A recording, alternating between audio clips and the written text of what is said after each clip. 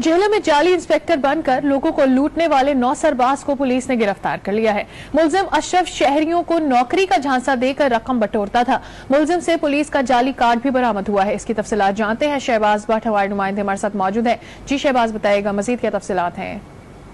जी बिल्कुल, ये अशरफ नामी मुलजम है जो जाली इंस्पेक्टर बनकर शरीफ शहरियों को नौकरी का झांसा देकर आईजी पंजाब का कार्य खास अपने आप को जाहिर करता था और शहरियों से लाखों रुपए इसने बटोरे हैं। जेलम में एक मोटर मैकेनिक है दीना के मुकाम पर, उसके बेटे को इसने महकमा पुलिस में भर्ती करवाने के लिए 25,000 रुपए वसूल किए हैं और नसरबाजी की है।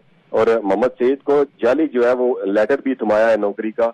ये मोहम्मद अशरफ जो मुलजम है ये लाहौर का रहने वाला है और पुलिस ने इसको गिरफ्तार करके तफ्तीश शुरू कर दी है। इससे जो है महकमा पुलिस के जाली कार्ड्स और दीगर जो दस्तावेजात हैं वो भी बरामद हुई हैं और तफ्तीश जो है वो शुरू कर दी गई है थाना दीना पुलिस ने।